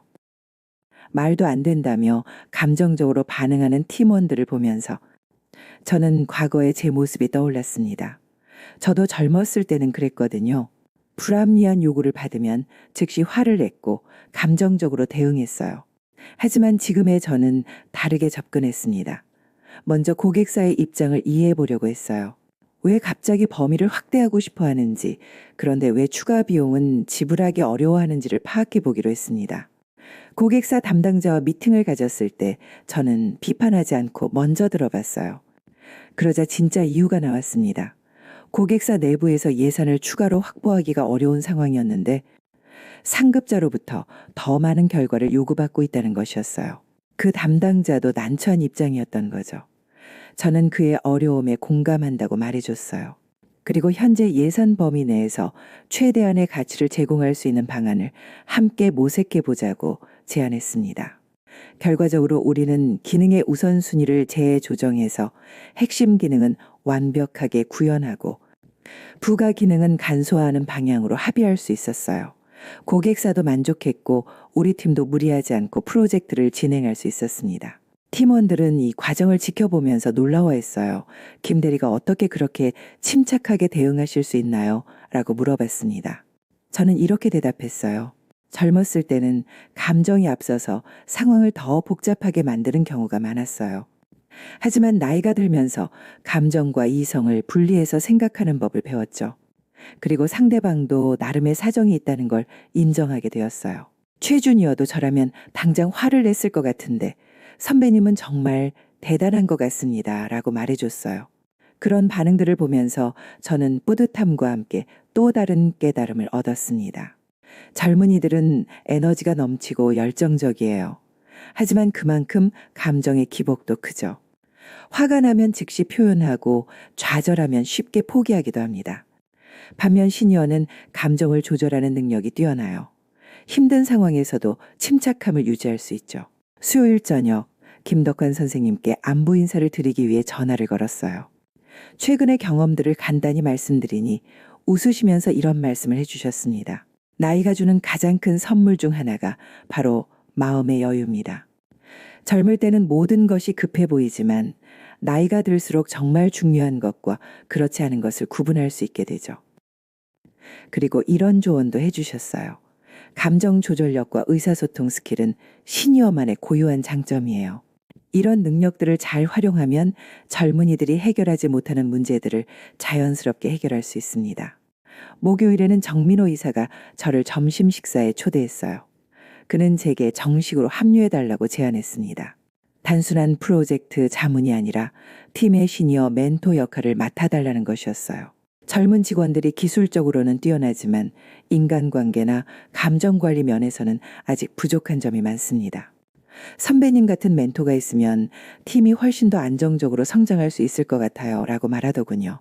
저는 그 제안이 고마웠지만 성급하게 결정하고 싶지는 않았어요. 현재 회사의 조기 퇴직 절차도 마무리해야 했고 제 자신이 정말로 이런 역할에 적합한지도 더 확인해 보고 싶었거든요. 하지만 한 가지는 확실해졌습니다. 나이가 주는 장점들이 정말로 존재한다는 것이었어요. 감정 조절력과 의사소통 스킬은 하루아침에 생기는 게 아니었습니다. 수많은 경험과 시행착오를 통해서만 얻을 수 있는 소중한 능력이었죠. 금요일 오후, 현재 회사에서도 비슷한 상황이 발생했어요. 부서 내 젊은 직원들 사이에 갈등이 생긴 것이었습니다. 평소 같으면 그냥 지나쳤을 텐데 이번에는 조용히 중재에 나서 봤어요. 결과는 놀라웠습니다. 정민호 이사 회사에서의 경험이 여기서도 그대로 통했어요. 젊은 직원들은 제 조언을 진심으로 고마워했고 갈등도 자연스럽게 해결되었습니다. 그 과정에서 한 후배가 이런 말을 해줬어요. 선배님과 이야기하면 마음이 편해져요. 판단하지 않고 들어주시니까 솔직하게 말할 수 있었어요. 그 말을 들으면서 저는 큰 깨달음을 얻었습니다. 나이가 주는 포용력과 객관적 시각이 바로 이런 것이구나 하는 생각이 들었어요. 젊은이들에게는 경쟁 상대로 보일 수 있지만 시니어에게는 편안하게 마음을 열 수 있다는 것이었죠. 그날 저녁 집에 돌아와서 아내에게 하루 있었던 일들을 이야기했어요. 아내는 제가 점점 달라지고 있다며 기뻐했습니다. 요즘 당신은 정말 여유로워 보여요. 예전에는 작은 일에도 스트레스를 많이 받았는데라고 말해주더군요. 잠자리에 들기 전 저는 오늘 하루를 정리해봤습니다. 감정 조절력과 의사소통, 스킬이라는 것이 단순히 기술적인 문제가 아니라 삶의 경험에서 우러나오는 지혜라는 생각이 들었어요. 젊은이들의 열정과 창의성은 분명 장점입니다. 하지만 때로는 그 열정이 지나쳐서 문제를 복잡하게 만들기도 해요. 반면 시니어는 인생의 다양한 경험을 통해 균형 감각을 키웠습니다. 이런 균형 감각이 바로 갈등 해결과 원활한 소통의 핵심이었던 거죠. 김덕환 선생님께서 말씀하신 세 번째와 네 번째 장점을 이제는 확실히 이해할 수 있었습니다. 그리고 이런 능력들이 앞으로 제 인생에서 얼마나 중요한 역할을 하게 될지도 예상할 수 있었어요. 조기 퇴직 서류를 제출한 지 한 달이 지났습니다. 정민호 이사의 제안을 진지하게 고려하고 있었지만 마음 한편으로는 여전히 불안감이 있었어요. 정말로 제가 젊은 직원들과 경쟁할 수 있을까 하는 의문이었습니다. 그런데 바로 그때 저의 그런 걱정을 완전히 날려버릴 만한 일이 벌어졌어요. 문제는 정민호 이사 회사의 가장 중요한 프로젝트에서 발생했습니다. 대기업과의 1년 계약 건이었는데 경쟁사들과의 치열한 경쟁에서 최종 2개 업체에 남게 되었어요. 마지막 단계는 실제 프로토타입을 개발해서 프레젠테이션 하는 것이었습니다. 기간은 단 3주였죠. 정민호 이사는 이 프로젝트를 따내기 위해 회사의 모든 역량을 집중했어요. 최고의 개발자들로 팀을 구성했고 야근과 주말 근무도 각오했습니다. 하지만 문제가 생겼어요. 경쟁사가 우리보다 한 걸음 앞서 나가고 있다는 정보를 입수한 것이었습니다. 경쟁사는 업계에서 유명한 대형 IT 회사였어요. 자본력도 풍부하고 인력도 많았습니다. 무엇보다 이미 비슷한 프로젝트를 여러 번 성공시킨 경험이 있었죠. 우리 같은 중소업체가 정면 승부로 이길 수 있을까 하는 걱정이 팀 전체를 휩쓸었습니다. 첫 번째 주가 지나갔을 때 벌써 문제점들이 드러나기 시작했어요. 젊은 개발자들은 완벽한 프로토타입을 만들려고 욕심을 부렸습니다. 모든 기능을 다 구현하려고 했고 최신 기술도 모두 적용하려고 했어요. 그러다 보니 작업량이 기하급수적으로 늘어났습니다. 김 대리는 매일 밤 12시가 넘어서야 퇴근했어요. 최 주니어는 주말에도 회사에 나와서 개발에 매달렸습니다. 다른 팀원들도 마찬가지였죠. 모두들 열심히 했지만 진척도는 예상보다 훨씬 느렸습니다. 더 큰 문제는 팀원들의 컨디션이었어요. 과로로 인해 집중력이 떨어지기 시작했습니다. 실수도 자주 발생했고 서로 짜증을 내는 일도 늘어났어요. 이런 상태로는 3주 안에 프로토타입을 완성하기 어려울 것 같았습니다. 두 번째 주 화요일, 정민호 이사가 저에게 SOS를 요청했어요. 팀이 완전히 지쳐 있다는 것이었습니다. 이대로 가면 프로젝트를 포기해야 할 수도 있다고 하더군요. 저는 즉시 회사로 달려갔습니다. 사무실에 도착하니 정말 전쟁터 같았어요. 여기저기 커피컵들이 널브러져 있었고 팀원들은 모두 지친 표정이었습니다. 김 대리는 컴퓨터 앞에서 졸고 있었고 최 주니어는 스마트폰을 보며 멍하니 있었어요. 저는 먼저 상황을 파악해 봤습니다. 지금까지 얼마나 진행되었는지, 남은 작업은 무엇인지, 가장 시급한 것이 무엇인지를 체크해 봤어요. 그런데 놀라운 사실을 발견했습니다. 이미 70%는 완성되어 있었던 것이에요. 왜 이렇게 좌절하고 있나요? 생각보다 많이 진척되었는데요? 라고 물어봤더니 김 대리가 답했습니다. 아직 구현하지 못한 기능들이 너무 많아요. 이 상태로는 경쟁사를 이길 수 없을 것 같습니다. 저는 그 순간 젊은 개발자들의 함정을 발견했어요. 그들은 완벽함을 추구하려다가 정작 중요한 것을 놓치고 있었던 것입니다. 모든 기능을 다 구현하려고 하다 보니 핵심 기능의 완성도를 높이는 데 집중하지 못했던 거죠. 저는 팀원들을 모두 불러 모았습니다. 그리고 이렇게 말했어요. 지금 우리가 해야 할 일은 모든 기능을 다 만드는 것이 아니라 고객이 정말 원하는 핵심 기능을 완벽하게 만드는 것입니다. 그리고 화이트보드의 기능들을 나열해서 우선순위를 매기기 시작했어요. 1순위는 반드시 구현해야 하는 핵심 기능들, 2순위는 있으면 좋은 기능들, 3순위는 나중에 추가할 수 있는 기능들로 분류했습니다. 젊은 개발자들은 처음에는 납득하지 못했어요. 이렇게 하면 경쟁사보다 기능이 적어 보일 것 같은데 라고 걱정했습니다. 하지만 저는 과거의 경험을 바탕으로 설명해 줬어요. 20년 전 제가 담당했던 프로젝트에서도 비슷한 상황이 있었습니다.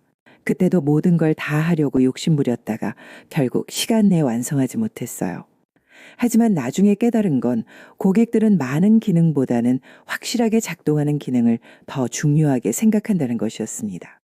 저는 팀원들에게 집중의 중요성에 대해 설명했어요. 젊을 때는 이것저것 다 해보고 싶어 하죠. 하지만 진짜 성과를 내려면 한 가지에 집중해야 합니다. 특히 시간이 제한된 상황에서는 더욱 그래요. 그리고 구체적인 작업 분배를 했습니다. 김 대리에게는 1순위 기능들의 안정성을 높이는 작업을, 최 주니어에게는 사용자 인터페이스를 직관적으로 만드는 작업을 맡겼어요. 다른 팀원들도 각자 한 가지씩 집중할 수 있도록 역할을 분명히 했습니다. 가장 중요한 건 작업 시간을 조정한 것이었어요. 무작정 야근하는 대신 집중도가 높은 시간대를 활용하기로 했습니다. 오전 9시부터 오후 6시까지는 집중 타임으로 정하고 그 시간에는 개발에만 몰두하기로 했어요. 대신 야근은 금지했습니다. 젊은 팀원들은 처음에 의아해했어요. 시간이 부족한데 야근도 안 하면 어떻게 끝내죠? 라고 물어봤습니다. 저는 이렇게 답했어요. 피곤한 상태에서 10시간 일하는 것보다 집중해서 8시간 일하는 게 더 효율적입니다. 첫날은 팀원들이 적응하느라 어려워했어요. 평소보다 일찍 퇴근하는 게 불안하다고 했습니다. 하지만 저는 믿고 기다려보자고 했어요. 대신 매일 오전에 짧은 미팅을 가져서 전날의 성과와 당일 목표를 점검하기로 했습니다. 놀라운 변화가 일어났습니다. 둘째 날부터 팀원들의 집중도가 확연히 높아졌어요. 충분한 휴식을 취했기 때문에 머리가 맑았고 실수도 현저히 줄어들었습니다. 김 대리는 어제 하루 동안 지난 3일치 작업량을 해낸 것 같다고 말했어요. 최 주니어도 집중해서 일하니까 시간이 금방 가는 것 같다며 신기해했습니다. 다른 팀원들도 비슷한 반응이었어요. 무엇보다 스트레스가 줄어들어서 팀 분위기가 훨씬 좋아졌습니다. 하지만 진짜 시험은 그 다음 주였어요. 마지막 주차에 들어서면서 긴장감이 높아졌습니다. 경쟁사에서는 이미 프로토타입을 완성했다는 소문이 돌았거든요. 젊은 팀원들은 다시 불안해하기 시작했어요. 정말 이대로 괜찮을까요? 경쟁사는 훨씬 많은 기능을 가지고 있을 것 같은데라며 걱정했습니다. 일부 팀원들은 다시 야근을 해서라도 기능을 추가하자고 제안했어요. 바로 그때 저의 끈기가 발휘되었습니다. 젊은 팀원들이 흔들릴 때 저는 확신을 가지고 방향을 유지했어요. 지금까지 잘해왔으니까 계획대로 가면 됩니다. 마지막에 욕심부리다가 모든 걸 망칠 수는 없어요. 15년간의 경험에서 나오는 확신이었습니다. 과거에 비슷한 상황에서 마지막에 욕심부리다가 실패한 경험이 여러 번 있었거든요. 그때의 교훈이 지금 빛을 발하고 있었어요. 저는 팀원들에게 이렇게 말했습니다. 끈기라는 건 단순히 오래 버티는 게 아니에요. 올바른 방향을 끝까지 믿고 가는 것입니다. 중간에 흔들리지 않는 것이 진짜 끈기죠. 그리고 구체적인 근거도 제시했어요. 우리는 지금까지 계획한 대로 착실히 진행해 왔어요. 1순위 기능들은 이미 90% 완성되었고 안정성도 충분히 테스트했습니다. 이것만으로도 충분히 경쟁력이 있어요. 팀원들은 점점 제 말에 수긍하기 시작했어요. 특히 김 대리가 선배님 말씀이 맞는 것 같아요. 우리가 만든 핵심 기능들의 품질은 정말 훌륭합니다. 라고 동의했습니다. 마지막 3일 동안은 정말 집중력의 진가가 발휘되었어요. 다른 것에 신경 쓰지 않고 오직 품질 향상에만 매진했습니다. 사소한 버그들을 수정하고 사용자 경험을 개선하고 프레젠테이션 자료를 다듬었어요. 젊은 팀원들은 이 과정에서 집중력의 힘을 직접 체험했습니다. 여러 가지를 동시에 하려고 할 때보다 한 가지에 집중할 때 훨씬 더 좋은 결과가 나온다는 것을 깨달았어요. 최 주니어가 이런 말을 했습니다. 처음에는 기능이 적다고 걱정했는데 지금 보니 우리가 구현한 기능들의 완성도가 정말 높아요. 경쟁사가 아무리 많은 기능을 가져도 이 정도 품질은 쉽게 따라할 수 없을 것 같습니다. 드디어 프레젠테이션 당일이 되었습니다. 경쟁사가 먼저 발표했는데 예상대로 기능은 정말 많았어요. 화려한 기술들을 모두 적용했고 데모도 인상적이었습니다. 우리 팀원들은 조금 위축되는 기색을 보였어요. 하지만 저는 흔들리지 않았습니다. 기능이 많은 것과 좋은 것은 다릅니다. 우리는 정말 필요한 기능들을 완벽하게 만들었어요. 라며 팀원들을 격려했습니다.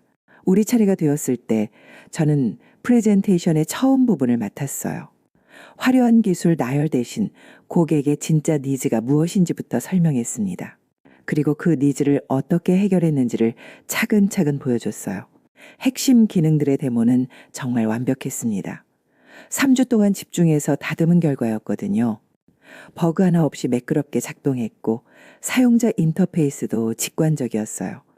고객사 담당자들의 표정이 점점 밝아지는 것을 느낄 수 있었습니다. 무엇보다 우리 프로토타입은 실제 업무 환경에서 바로 사용할 수 있을 정도로 안정적이었어요. 반면 경쟁사의 프로토타입은 기능은 많았지만 실제로 사용하기에는 아직 불안정해 보였습니다. 프레젠테이션이 끝나고 일주일 후 결과가 발표되었습니다. 우리가 선정되었다는 소식이었어요. 고객사에서는 기능의 완성도와 안정성이 뛰어났다는 평가를 해주었습니다. 정민호 이사는 감격해했어요. 만약 선배님이 도와주지 않으셨다면 절대 불가능했을 일입니다. 집중력과 끈기의 중요성을 다시 한번 깨달았어요. 김 대리와 최 주니어를 비롯한 젊은 팀원들도 큰 교훈을 얻었다고 했어요. 처음에는 모든 걸 다 하려고 욕심부렸는데 진짜 중요한 건 하나라도 제대로 하는 것이었다며 소감을 말해줬습니다. 그날 저녁 집에 돌아와서 아내에게 그동안의 경험을 이야기했어요. 아내는 제가 정말 달라졌다며 기뻐했습니다. 예전에 당신이었다면 젊은 사람들 따라서 무리했을 텐데 지금은 정말 현명해졌네요. 잠자리에서 오늘 하루를 되돌아봤습니다. 젊은 팀원들이 조급해할 때 제가 방향을 잡아줄 수 있었던 것은 바로 나이가 주는 집중력과 끈기 덕분이었어요. 이런 능력은 하루아침에 생기는 게 아니었습니다. 젊었을 때 저도 이것저것 다 하려고 욕심부렸었죠. 하지만 수많은 실패와 성공을 겪으면서 정말 중요한 것에 집중하는 법을 배웠습니다. 그리고 한번 방향을 정하면 끝까지 밀고 나가는 끈기도 기를 수 있었어요. 김덕환 선생님께서 말씀하신 5번째 장점을 이제는 완전히 이해할 수 있었습니다. 시니어의 집중력과 끈기는 단순히 오래 버티는 것이 아니라 올바른 방향을 끝까지 믿고 가는 것이었어요. 그리고 이런 능력이 앞으로 제 인생에서 얼마나 중요한 역할을 하게 될지도 예상할 수 있었습니다. 새로운 도전 앞에서 흔들리지 않고 목표를 향해 꾸준히 나아갈 수 있는 힘 말이에요. 대형 프로젝트 수주 성공 이후 일주일이 지났습니다. 정민호 이사는 저에게 정식 합류를 거듭 요청했고 현재 회사에서는 조기 퇴직 절차가 마무리 단계에 들어서고 있었어요. 모든 것이 순조롭게 진행되는 것 같았는데 갑자기 예상치 못한 폭풍이 몰아쳤습니다. 문제는 동시에 여러 곳에서 터져나왔어요. 현재 회사에서는 긴급한 고객 클레임이 발생해서 제가 담당했던 과거 프로젝트에 대한 책임을 져야 하는 상황이 되었습니다. 동시에 정민호 이사 회사에서는 방금 따낸 대형 프로젝트의 실행 계획을 2주 안에 완성해야 한다는 추가 조건이 붙었어요. 설상가상으로 김덕환 선생님께서 갑작스럽게 병원에 입원하셨다는 소식을 들었습니다. 큰 병은 아니라고 했지만 제가 의지하던 멘토를 잃게 된 것 같아서 막막했어요. 그리고 집에서는 아내가 어머니 간병 문제로 스트레스를 받고 있어서 제 도움이 절실한 상황이었습니다. 월요일 아침 저는 4개의 서로 다른 긴급 상황을 동시에 해결해야 하는 현실에 직면했습니다. 젊었을 때의 저라면 당황해서 우왕좌왕했을 거예요. 모든 걸 다 해야 한다는 강박감에 시달렸을 것이고 결국 아무것도 제대로 하지 못했을 가능성이 높았습니다. 하지만 지금의 저는 달랐어요. 먼저 조용히 앉아서 상황을 정리해 봤습니다. 각각의 문제가 언제까지 해결되어야 하는지, 정말로 제가 직접 해야 하는 일이 무엇인지, 다른 사람에게 도움을 요청할 수 있는 부분이 어디인지를 차근차근 분석했어요. 첫 번째, 현재 회사의 고객 클레임과는 이번 주 금요일까지 해결 방안을 제시해야 했습니다. 하지만 자세히 살펴보니 제가 직접 기술적 해결을 해야 하는 것이 아니라 과거 프로젝트의 배경과 의사결정 과정을 설명하는 것이 핵심이었어요. 두 번째, 정민호 이사 회사의 실행 계획은 다음 주 금요일이 데드라인이었습니다. 이 부분은 제가 주도적으로 참여해야 하는 가장 중요한 일이었어요. 하지만 혼자서 모든 걸 다 할 필요는 없었습니다. 젊은 팀원들과 역할을 분담하면 충분히 가능했죠. 세 번째, 김덕환 선생님 문제는 당장 급한 건 아니었지만 제 마음의 안정을 위해서는 빨리 해결하고 싶었어요. 하지만 병문안은 면회 시간에만 가능하니까 다른 일정과 조정이 필요했습니다. 네 번째, 가족 문제는 생각보다 복잡했어요. 아내 혼자서 모든 걸 감당하기 어려운 상황이었는데 제가 지금 너무 바빠서 충분히 도와드릴 수 없는 상황이었거든요. 이렇게 정리하고 나니 문제가 훨씬 명확해졌어요. 중요도와 긴급도를 기준으로 우선순위를 매겨봤습니다. 1순위는 정민호 이사 회사 프로젝트, 2순위는 현재 회사 클레임 처리, 3순위는 가족 문제, 4순위는 김덕환 선생님 병문안이었어요. 하지만 단순히 순서대로 하는 것이 아니라 시간대별로 효율적으로 배치하는 것이 중요했습니다. 오전에는 집중도가 높으니까 가장 중요한 프로젝트, 계획 수립에 시간을 할애하고 오후에는 현재 회사 클레임 관련 자료를 정리하기로 했어요. 가족 문제는 저녁 시간을 활용해서 아내와 상의하고 주말을 이용해서 구체적인 해결책을 찾기로 했습니다. 김덕환 선생님 병문안은 병원 면회 시간에 맞춰서 틈틈이 가기로 계획을 세웠어요. 가장 중요한 것은 각 일에 대한 시간 한계를 정하는 것이었어요. 완벽하게 하려다가 모든 걸 망치는 것보다는 80% 수준이라도 모든 걸 다 처리하는 게 낫다고 판단했습니다. 화요일부터 본격적으로 계획을 실행에 옮겼어요. 오전 9시부터 12시까지는 정민호 이사 회사에서 프로젝트 계획 수립에 집중했습니다. 젊은 팀원들에게 각자의 역할을 명확히 분배하고 전체적인 방향을 제시했어요. 김 대리와 최 주니어는 처음에 조금 당황했어요. 저에게 다른 급한 일들이 많다는 걸 알고 있었거든요. 선배님이 바쁘신데 저희끼리 해도 되지 않을까요? 라고 걱정했습니다.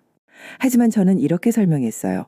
바쁠 때일수록 우선순위를 명확히 하고 정말 중요한 일에는 충분한 시간을 투자해야 합니다. 이 프로젝트는 우리 모두의 미래가 걸린 일이니까 다른 일보다 우선해야 해요.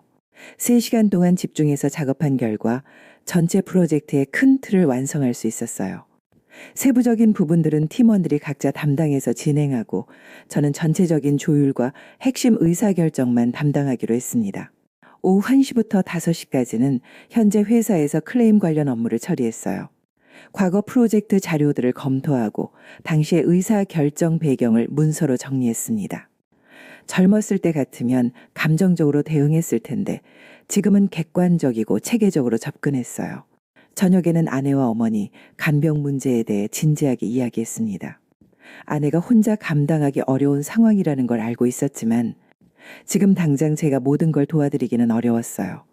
대신 현실적인 대안을 찾아보기로 했습니다. 간병인을 구하는 방법, 형제들과 역할을 나누는 방안, 정부 지원 서비스 활용 등 여러 가지 옵션을 검토해 봤어요. 아내는 처음에 제가 너무 바쁜 것 같다며 미안해했지만 저는 이렇게 말했습니다. 지금은 정말 중요한 시기예요. 하지만 이 고비만 넘기면 우리 생활이 훨씬 안정될 겁니다. 지금 조금 힘들어도 서로 이해하고 도와가면서 헤쳐나가요. 수요일에는 더욱 타이트한 스케줄을 소화해야 했어요. 오전에는 정민호 이사, 회사에서 팀원들이 작업한 내용을 검토하고 피드백을 주었습니다. 놀랍게도 제가 방향을 제시해 준 대로 작업이 순조롭게 진행되고 있었어요. 오후에는 현재 회사에서 고객사와 미팅을 가졌습니다. 클레임의 원인과 해결 방안을 설명하는 자리였는데 25년간의 경험이 빛을 발했어요. 고객사도 저의 설명에 납득했고 큰 문제 없이 해결될 것 같은 분위기였습니다. 저녁에는 김덕환 선생님을 병문안했어요. 다행히 큰 병은 아니셨지만 나이 때문에 회복이 조금 더딘 상황이었습니다. 선생님은 제가 바쁜 와중에도 찾아온 것을 고마워하셨어요. 그리고 이런 말씀을 해주셨습니다. 지금 자네가 겪고 있는 상황이 바로 시니어의 진짜 시험대야. 여러 일을 동시에 처리하면서도 우선순위를 잃지 않는 것. 그게 나이가 주는 가장 큰 장점이지. 목요일이 되자 상황은 더욱 복잡해졌어요. 정민호 이사 회사에서는 고객사가 추가 요구사항을 제시했다고 연락이 왔습니다. 프로젝트 계획에 새로운 요소를 반영해야 한다는 것이었어요. 젊은 팀원들은 또다시 당황하기 시작했습니다. 현재 회사에서도 또 다른 문제가 발생했어요. 고객사가 추가 보상을 요구하고 나선 것이었습니다. 클레임 해결만으로는 만족하지 않겠다는 입장이었죠. 집에서는 어머니 상태가 갑자기 악화되어서 응급실에 가야 하는 상황이 벌어졌습니다. 아내 혼자서는 감당하기 어려워서 제게 도움을 요청했어요. 바로 그 순간이었습니다. 모든 것이 한꺼번에 터져 나오는 절체절명의 순간 말이에요. 젊었을 때의 저라면 완전히 패닉 상태가 되었을 거예요. 어떤 것부터 해야 할지 몰라서 우왕좌왕했을 것입니다. 하지만 지금의 저는 달랐어요. 깊게 숨을 쉬고 마음을 진정시켰습니다. 그리고 김덕환 선생님의 말씀이 떠올랐어요. 나이는 숫자일 뿐이다. 중요한 건 그 숫자 뒤에 쌓인 경험과 지혜다. 저는 즉시 우선순위를 재조정했습니다. 가족의 응급 상황이 가장 우선이었어요. 일은 아무리 중요해도 미룰 수 있지만 가족의 건강은 그럴 수 없었거든요. 정민호 이사에게 전화를 걸어서 상황을 설명했습니다. 오늘은 가족 응급 상황으로 인해 회사에 갈 수 없다고 대신 내일 더 집중해서 작업하겠다고 말했어요. 정민호 이사는 가족이 우선이라며 걱정하지 말라고 해줬습니다. 현재 회사에도 비슷하게 연락했어요. 고객사 추가 보상건은 내일 대응하겠다고 했습니다. 급한 것처럼 보이지만 실제로는 하루 이틀 늦어져도 큰 문제가 없는 사안이었거든요. 어머니를 응급실에 모시고 가서 검사를 받게 했습니다. 다행히 큰 문제는 아니었지만 앞으로 더 세심한 관리가 필요한 상황이었어요. 그날 밤 늦게까지 병원에 있으면서 아내와 함께 앞으로의 계획을 세웠습니다. 금요일 아침 저는 새로운 각오로 일어났어요. 어제의 위기를 통해 정말 중요한 것이 무엇인지 다시 한번 깨달았습니다. 일도 중요하지만 가족이 우선이고 건강이 기본이라는 것을 말이에요. 그날은 정말 집중의 하루였습니다. 오전에는 정민호 이사 회사에서 새로운 요구사항을 반영한 프로젝트 계획을 완성했어요. 어제 하루를 쉰 덕분에 머리가 맑아져서 평소보다 훨씬 효율적으로 작업할 수 있었습니다. 젊은 팀원들은 제가 어제 없었는데도 오늘 이렇게 빠르게 작업하는 모습을 보고 놀라워했어요. 김대리가 선배님은 정말 집중력이 대단한 것 같아요. 어떻게 이렇게 빠르게 처리하실 수 있나요? 라고 물어봤습니다. 저는 이렇게 답했어요. 젊을 때는 시간이 많다고 생각해서 비효율적으로 일했어요. 하지만 나이가 들수록 시간이 얼마나 소중한지 알게 되죠. 그래서 정말 중요한 일에 집중하게 되고 자연히 효율성도 높아집니다. 오후에는 현재 회사 고객사와의 협상을 마무리했어요. 추가 보상 요구에 대해서는 합리적인 선에서 타협안을 제시했습니다. 감정적으로 대응하지 않고 객관적인 근거를 바탕으로 설득한 결과 고객사도 수긍했어요. 그 주말 저는 지난 한 주간을 되돌아봤습니다. 동시에 4개의 큰 문제를 해결해야 하는 극한 상황이었지만 결국 모든 것을 성공적으로 처리할 수 있었어요. 이런 일이 가능했던 것은 바로 나이가 주는 시간 관리 능력과 우선순위 설정 능력 덕분이었습니다. 젊었을 때라면 모든 일을 동등하게 중요하다고 생각해서 우왕좌왕 했을 거예요. 또는 가장 급해 보이는 일부터 처리하려다가 정말 중요한 일을 놓쳤을 수도 있죠. 하지만 지금은 달랐습니다. 무엇이 정말 중요한지, 언제까지 해야 하는지, 누구의 도움을 받을 수 있는지, 어떤 수준까지 완성하면 되는지를 정확히 판단할 수 있었어요. 이런 판단력은 25년간의 경험에서 나온 것이었습니다. 일요일 저녁, 김덕환 선생님을 다시 병문안했어요. 선생님은 많이 좋아지셨더군요. 제가 지난 한 주간 겪은 일들을 말씀드리니 크게 기뻐하셨습니다. 자네가 드디어 시니어의 진짜 힘을 깨달았구나. 시간 관리와 우선순위 설정 능력, 그게 바로 나이가 주는 마지막 선물이야. 이제 자네는 어떤 어려움이 와도 당황하지 않을 거야. 그리고 이런 말씀도 덧붙이셨어요. 젊은이들은 시간이 무한하다고 생각하지만 우리는 시간이 유한하다는 걸 알고 있어. 그래서 더 소중히 쓸 수 있는 거야. 이게 바로 나의 축복이지. 그날 밤 저는 확신을 가질 수 있었습니다.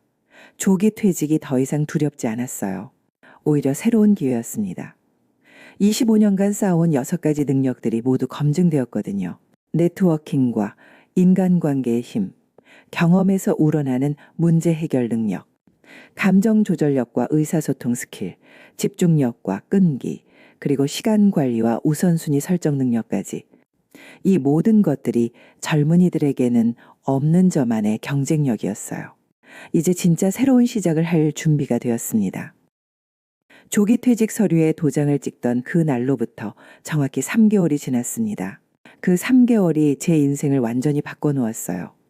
지금 저는 정민호 이사 회사의 시니어 컨설턴트로 새로운 삶을 시작하고 있습니다. 하지만 더 중요한 변화는 제 마음속에서 일어났어요. 첫 번째 급여를 받던 날, 정민호 이사가 저에게 이런 말을 했습니다. 선배님 덕분에 우리 회사가 완전히 달라졌어요. 젊은 직원들도 많이 성장했고 프로젝트 성공률도 눈에 띄게 높아졌습니다. 정말 함께 해주셔서 감사해요. 그 말을 들으면서 뿌듯함과 함께 묘한 감정이 들었어요. 불과 몇 달 전만 해도 저는 쓸모없어진다고 생각했는데 지금은 누군가에게 꼭 필요한 사람이 되어 있었거든요. 나이가 많다는 것이 더 이상 부담이 아니라 자산이 되었습니다. 김대리와 최주니어를 비롯한 젊은 팀원들과의 관계도 놀라울 정도로 좋아졌어요. 처음엔 세대 차이 때문에 어색했는데 이제는 서로의 장점을 인정하고 보완하는 완벽한 파트너가 되었습니다. 그들은 기술력과 창의성으로, 저는 경험과 지혜로 팀에 기여하고 있어요. 특히 최주니어가 어느 날 저에게 이런 말을 해줬어요. 선배님을 보면서 나이 든다는 게 무서운 일이 아니구나 하는 생각이 들어요. 오히려 기대되는 것 같아요. 저도 선배님처럼 경험이 쌓이면 지금보다 훨씬 멋진 사람이 될 수 있을 것 같거든요. 그 말을 들으면서 가슴이 뭉클했습니다. 제가 젊은이들에게 희망을 주고 있다는 생각이 들었어요. 나이가 끝이 아니라 새로운 시작이라는 것을 보여주고 있는 거죠. 한 달 전에는 더욱 놀라운 일이 벌어졌습니다. 대학교 동기들과의 모임에서 제 이야기를 들은 친구들이 저에게 조언을 구하기 시작한 것이었어요. 대부분 50대 중반의 나이로 비슷한 고민을 하고 있었는데 제가 성공적으로 전환한 모습을 보고 용기를 얻었다고 하더군요. 박동기는 그동안 계획했던 치킨집 창업을 접고 대신 자신의 전문 분야인 회계 컨설팅을 시작하기로 했다고 했어요.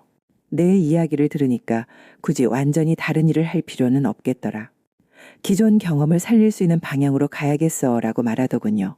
또 다른 친구는 명예퇴직 후 아무것도 하지 않고 집에만 있어서 우울해하고 있었는데 제 조언을 듣고 지역 사회복지관에서 재정관리 강의를 시작했다고 합니다. 자신의 경험을 나누면서 보람을 찾고 있다고 기뻐하더군요. 이런 일들을 겪으면서 저는 새로운 사명감을 느끼기 시작했어요. 제가 겪은 변화와 깨달음을 다른 시니어들과 나누고 싶다는 생각이 들었습니다. 저 혼자만 잘 되는 것이 아니라 더 많은 사람들이 나이 듦의 가치를 깨달을 수 있도록 도와주고 싶었어요. 그래서 한 달 전부터 새로운 프로젝트를 시작했습니다. 바로 시니어 대상 컨설팅 사업이었어요. 조기 퇴직이나 경력 전환을 고민하는 50대 이상의 분들에게 상담과 코칭을 제공하는 일이었습니다. 첫 번째 고객은 의외의 인물이었어요. 바로 제가 근무했던 회사의 후배였던 이 과장이었습니다. 그도 조기 퇴직 대상자가 되어서 고민이 많다며 저를 찾아온 것이었어요. 이 과장은 처음에 이런 말을 했습니다. 선배님이 그렇게 잘 되실 줄 몰랐어요.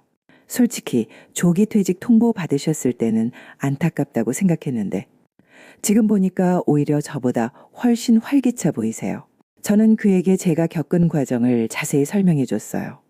처음에는 절망적이었지만 김덕환 선생님을 만나면서 새로운 관점을 갖게 되었다고, 그리고 시니어만의 고유한 장점들을 하나씩 발견하게 되었다고 말해줬습니다. 특히 네트워킹의 중요성을 강조했어요. 지금까지 쌓아온 인맥들을 다시 한번 점검해 보세요. 분명히 새로운 기회들이 보일 겁니다. 중요한 건 나이를 핸디캡으로 생각하지 말고 경험과 신뢰도라는 자산으로 인식하는 거예요. 이 과장은 제 조언을 듣고 3주 만에 새로운 직장을 구했어요. 예전 고객사에서 관리직으로 스카우트 제의가 온 것이었습니다. 그는 감사 인사를 전하면서 이런 말을 해줬어요. 선배님 말씀대로 인맥을 다시 살펴보니까 정말 많은 기회가 있더라고요. 그동안 왜 그걸 못 봤는지 모르겠어요. 두 번째 고객은 대기업에서 30년간 근무하다가 명예퇴직한 50대 후반의 여성분이었어요. 그분은 완전히 다른 분야에 도전하고 싶다며 카페 창업을 고민하고 있었습니다. 하지만 자세히 이야기를 들어보니 그분의 진짜 강점은 다른 곳에 있었어요. 30년간 인사 업무를 담당하면서 쌓은 사람을 보는 눈과 조직 관리 능력이 뛰어났던 것입니다. 저는 그분에게 중소기업 인사 컨설팅을 제안했어요. 카페 창업보다는 기존 전문성을 활용하는 것이 성공 가능성이 높다고 조언했습니다. 그분은 처음에는 내가 그런 일을 할 수 있을까라며 의심했지만 결국 제 제안을 받아들였어요. 2달 후 그분은 저에게 감사 인사를 전해왔습니다. 첫 번째 컨설팅 프로젝트를 성공적으로 마쳤다는 소식이었어요. 30인 규모의 제조업체에서 인사제도 개선 작업을 맡아서 훌륭하게 해냈다고 하더군요. 이런 성공 사례들이 하나둘씩 늘어나면서 저는 더 큰 확신을 갖게 되었습니다. 시니어들이 가진 잠재력은 정말 대단했어요.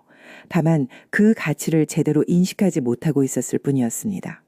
지난주에는 김덕환 선생님과 함께 특별한 만남을 가졌어요. 선생님이 완전히 회복되셔서 퇴원하신 후 처음 뵙는 자리였습니다. 선생님은 제가 시니어 컨설팅을 시작했다는 소식을 듣고 무척 기뻐하셨어요. 자네가 이제 진짜 나이들의 의미를 깨달았구나. 혼자만 잘 되는 게 아니라 다른 사람들에게도 희망을 주는 것. 그게 바로 시니어가 사회에 할 수 있는 가장 큰 기여야. 선생님은 또 이런 말씀도 해주셨어요. 나이 든다는 건 쌓아가는 거야. 경험도 쌓고 지혜도 쌓고 인맥도 쌓고 젊은이들은 앞으로 쌓아가야 할 것들이 많지만 우리는 이미 쌓인 것들이 많아. 그 쌓인 것들을 잘 활용하기만 하면 되는 거지. 그 말씀을 들으면서 저는 완전히 달라진 제 자신을 발견할 수 있었어요. 3개월 전 조기 퇴직 통보를 받았을 때 그 절망적이었던 저와는 완전히 다른 사람이 되어 있었습니다. 이제 저는 매일 아침 일어날 때마다 기대감으로 가득 차 있어요. 오늘은 또 어떤 새로운 도전이 기다리고 있을까? 어떤 사람을 도와줄 수 있을까 하는 설렘이 있습니다.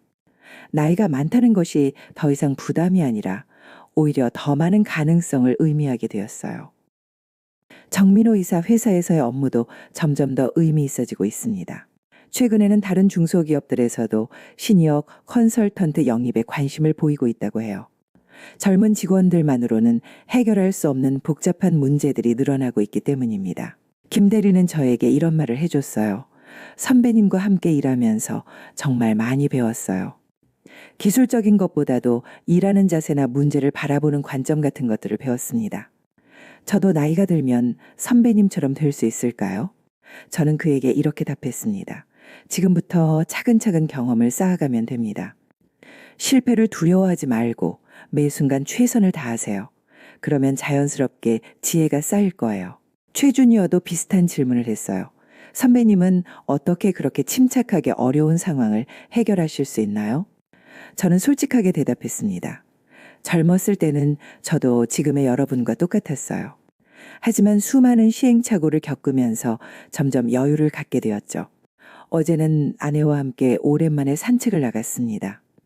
어머니 간병 문제도 체계적으로 해결되어서 가족 모두가 안정을 찾았어요. 아내는 제가 완전히 달라졌다며 신기했습니다. 당신을 보면서 나이 든다는 게 이렇게 멋진 일일 수도 있구나 하는 생각이 들어요. 예전에는 늙는 게 두려웠는데 이제는 오히려 기대가 되네요. 산책길에서 저는 지난 3개월을 되돌아봤습니다. 조기 퇴직이라는 인생 최대의 위기가 오히려 최고의 전환점이 되었어요. 만약 그 일이 없었다면 저는 아직도 나이듦을 두려워하고 있었을 것입니다. 이제 저는 확신합니다. 시니어가 젊은이보다 유리한 분야가 분명히 존재한다는 것을 말이에요. 네트워킹과 인간관계, 경험 기반 문제 해결 능력, 감정 조절력과 의사소통 스킬, 집중력과 끈기, 시간 관리와 우선순위 설정 능력까지 이 모든 것들이 나이가 주는 선물이었습니다. 그리고 가장 중요한 깨달음은 이것이었어요.